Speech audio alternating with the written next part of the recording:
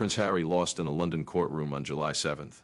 And in that same month, for the first time in years, he sat across from his father again. 2 moments. 1 month. Almost opposite outcomes. If you've ever had a stretch of your own life where a public failure and a private breakthrough landed on top of each other, you already understand the emotional whiplash this month must have carried for him. Stick with this, because the two halves of this story explain each other in a way headlines rarely put together, and by the end you'll understand just how long this particular road has actually been. Subscribe if you follow the Sussexes closely, because this is the kind of story that only makes sense when you see the full pattern, not just one headline at a time. Start with the loss because it happened first, and it wasn't small. On July 7th, a judge dismissed Harry's lawsuit against the publisher of the Daily Mail, which had alleged widespread unlawful behavior by the paper.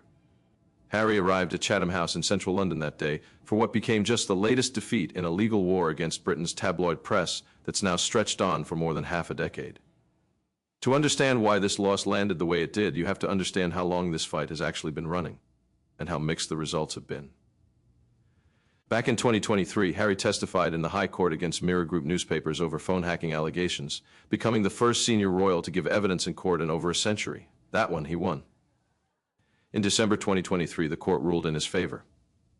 Then in January of 2025, he settled a separate case against News Group newspapers, the publisher behind The Sun and the now defunct News of the World, over unlawful information gathering. Rupert Murdoch's company agreed to pay what was described as substantial damages and reportedly issued an apology as part of that settlement. So going into this July's Daily Mail case, Harry wasn't a man swinging wildly at every publisher in Britain. He'd already won once, already settled once, on serious terms with real damages attached. This case was meant to be the next chapter of the same fight. Instead, the judge dismissed the lawsuit outright.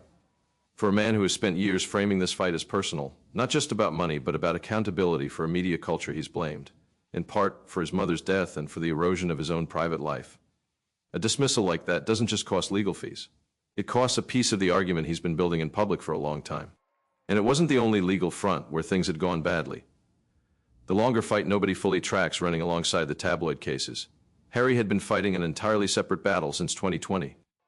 His fight to keep UK government-funded security for himself, Meghan, and their children, Archie and Lilibet. When Harry and Meghan stepped back as senior working royals in January 2020, the UK's Royal and Very Important Person Executive Committee, known as RAVEC, decided he would no longer receive the same police protection level he'd had his entire life.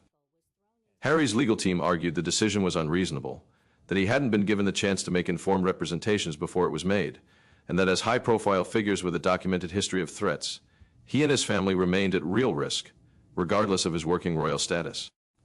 In February 2024, the High Court rejected that argument, ruling that RAVEC's decision to move to a bespoke, case-by-case approach to his security wasn't unlawful, irrational, or unjustified. Harry sought permission to appeal. In April 2024, that initial appeal bid was also rejected, though the door to a fuller Court of Appeal hearing was later reopened. That hearing happened in April 2025. On May 2, 2025, 3 judges, Lord Justice David Bean, Lord Justice Andrew Edis, and Sir Geoffrey Vos, dismissed the appeal for good. The judges acknowledged that Harry's legal team had made what they called powerful and moving arguments, and that it was plain Harry felt badly treated by the system. But they concluded his sense of grievance didn't translate into a legal basis for overturning RAVEC's decision. Harry didn't fully let it go even then. In October 2025, he wrote directly to the UK Home Secretary requesting a fresh review of his security arrangements. This after it was reported that a stalker had come unsettlingly close to him twice during a September visit. In January of this year, RAVEC did carry out a new risk assessment, but the core legal fight, the one that had run for 5 years through multiple courts, was over. He'd lost it. If you've ever fought for something for years, through multiple rounds, only to have the final door close anyway, you understand that a loss like this doesn't just sting once. It compounds every previous round you put into it. The charity collapsed, and there was a third front, one that had nothing to do with the press or the government, but cut just as deep. In 2025, Sentebale, the charity Harry co-founded in 2006 in honor of his mother, alongside Prince Siso of Lesotho, fell apart publicly. Harry and the charity's board of trustees resigned amid a bitter fallout with the organization's chairwoman, Dr. Sophie Shandauka, who accused Harry of trying to push her out through what she described as bullying and harassment. Harry denied that characterization and said he hoped a formal inquiry by the UK's Charity Commission would, in his words, unveil the truth that collectively forced us to resign. That's not a minor footnote. Sentebale wasn't just any charity to Harry, it was one of the few projects directly tied to his mother's legacy. something he'd built with his own hands over nearly 2 decades, separate from the royal family entirely. Losing that publicly through infighting rather than by choice added another layer to what had already been a rough stretch of years.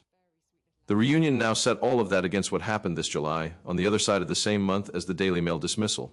Harry, Meghan, and their 2 children traveled to the UK and met with King Charles and Queen Camilla, the first time that meeting had happened in several years. According to royal sources cited by outlets covering the visit, the meeting was described as emotional, and it reportedly left both Harry and Charles hopeful about the possibility of future gatherings. Think about what that actually represents, set against everything that came before it. Years of public distance. A memoir, spare, that laid out grievances in explicit, often uncomfortable detail. Multiple lawsuits, some aimed squarely at institutions connected to his own family's world, some won, more recently lost.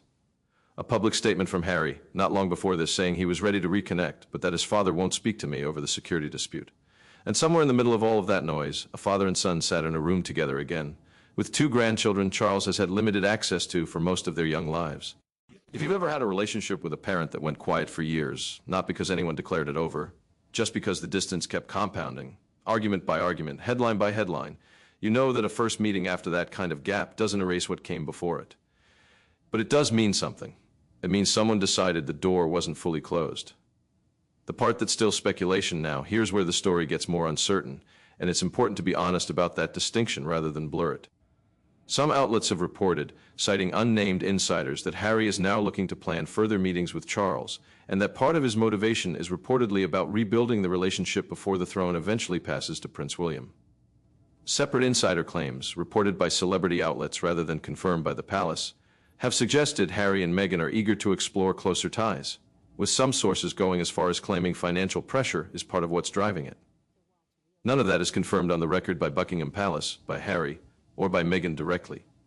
Treated exactly the way it deserves to be treated, as reported speculation about motive, not as an established fact the way the courtroom outcome, the security ruling, or the reported meeting itself are. What it actually adds up to what is confirmed is simpler, and in some ways more interesting than the speculation layered on top of it. Across just the last 18 months, Harry lost his final appeal for UK government security. He watched a charity built in his mother's name collapse into public infighting. He won one media case, settled another on strong terms, and then lost a third.